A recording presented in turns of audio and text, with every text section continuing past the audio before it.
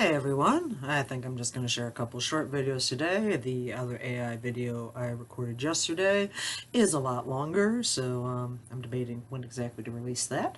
But in the meantime, I've been reading up a lot on the issues with Africans and how we are using them as content moderators. And I figured this was going to be the more picturesque, if nothing else, version to look at, which is this comic book made by Wilington Shitawa.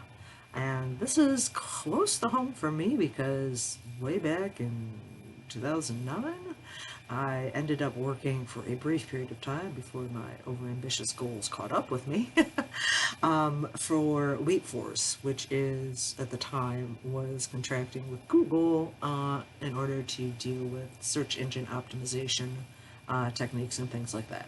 And I did look up Wheat Force. They are still in business. They're still doing exciting data markups, and some of the interviewers I was watching with folks from Africa were mentioning that, like, yeah, they start you on stuff like, picking out which things are cars in an image to train the AI, and the next thing you know, they're like slowly moving you over to content moderation.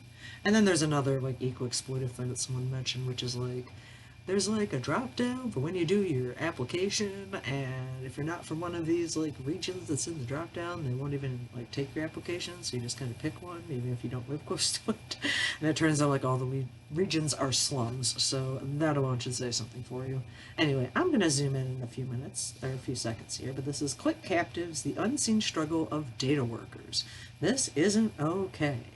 And the only other thing I can recommend, as always, is Vice's Insider or Informer series. It is excellent, and there is one that talks about some of the stuff they have to look at, which includes CSAM as well as some other horrendous things that will give you legitimate PTSD.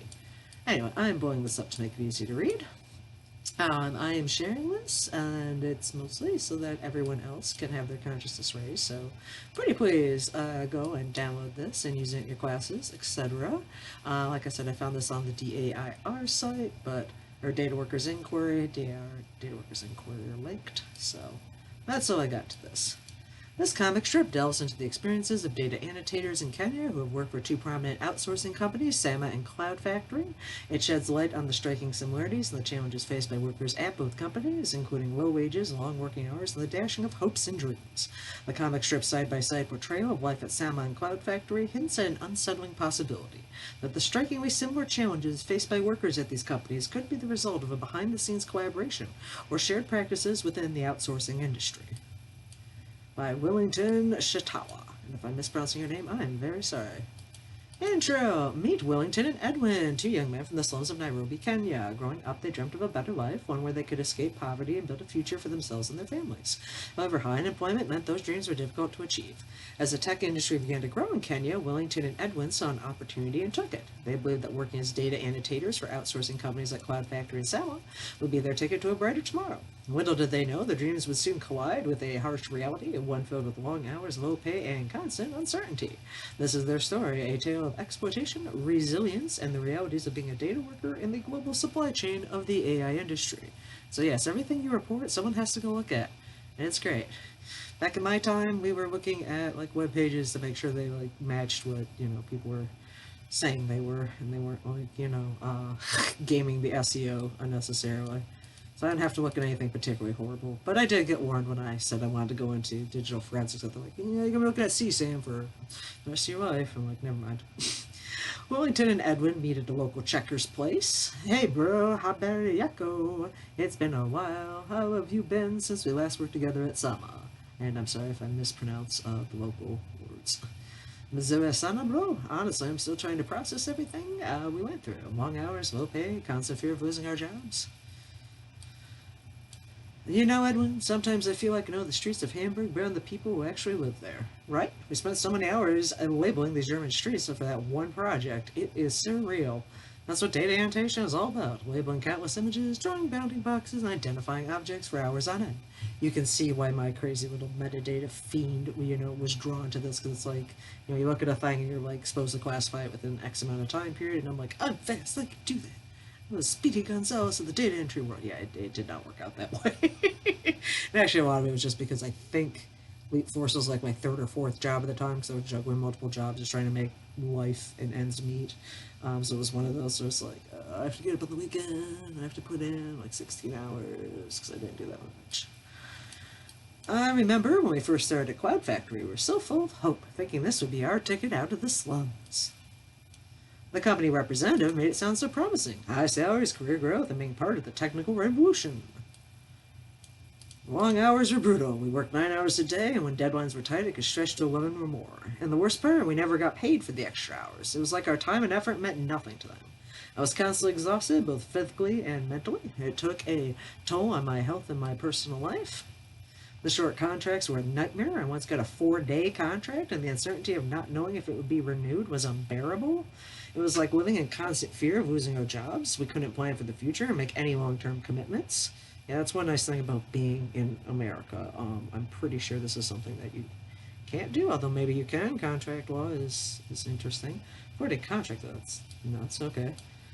You thought Amazon was corrupt, Asia. I felt trapped. Despite the terrible conditions, I kept working because I knew what the job options. There was a choice between exploitation and poverty. We were at the mercy of these companies. They knew we needed the work, and they used that power to keep us alive no matter how bad it got. It's a sense of powerlessness that eats away at your dignity and self-worth. No one should have to go through that just to make ends meet. Well, there's other things you can do, but, you know, they're illegal. We ended up at the bar so often just trying to cope with the stress of the job. That's when we heard about Sama. We thought maybe things would be different there. When I started at Sama, I thought things would be different, but it was just a continuation of the exploitation we faced at Cloud Factory. It was clear the problem goes beyond just one company. It's a systemic issue in the industry, where profits come before people. It was like deja vu, the same projects, the same unrealistic targets, and the same disregard for our well-being. It's as if these companies were operating from the same playbook.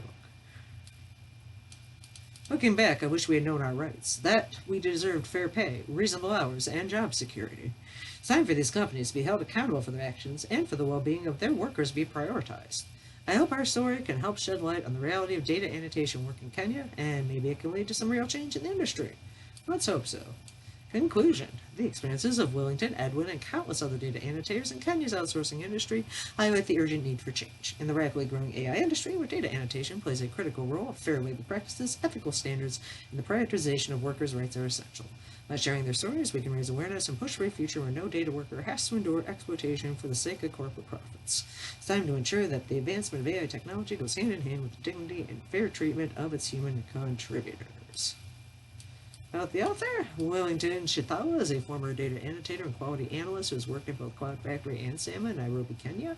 He is also a student of computer networking technology at Holland College in Canada. Driven by a desire to expose the exploitation of workers in the industry, he collaborated with a team of researchers, including Dr. Milagros Miseli, Dr. Adio Denica, Crystal Kaufman, Warren Schallenbacher, and Camilla Wagner to create this powerful comic strip. So if I mispronounce your name, you can mispronounce mine if it makes you feel better. By drawing from his own experiences and interviews with his colleagues, Wilington aims to shed light on the harsh realities faced by data annotators and advocate for change in the industry. And yes, this is a super short one, but hopefully it's powerful. And you can definitely go and download your copy of Click Captives if you want to share this with your classroom or anybody else you know that would benefit from knowing that, yeah, the AI is actually built on something. And that was kind of like the hidden secret I discovered, that was revealed to me when I worked at Leap Force, because everyone's like, oh, it's the algorithm. And I'm like, no, actually, at least for Google's side of it, they do a lot of human work to feed that algorithm. And the same with artificial intelligence.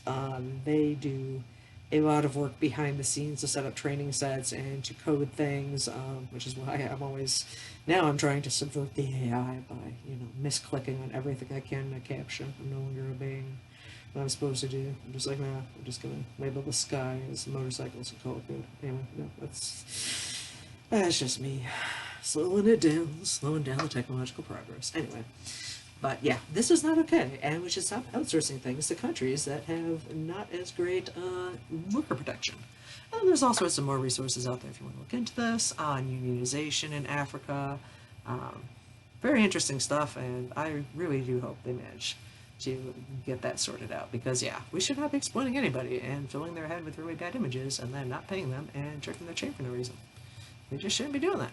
Very unethical. What happened to the do no evil? Well, wait, I'm sorry, that's Alphabet's motto, not Meta's, so I don't know what to say. Zuckerberg, you should be better.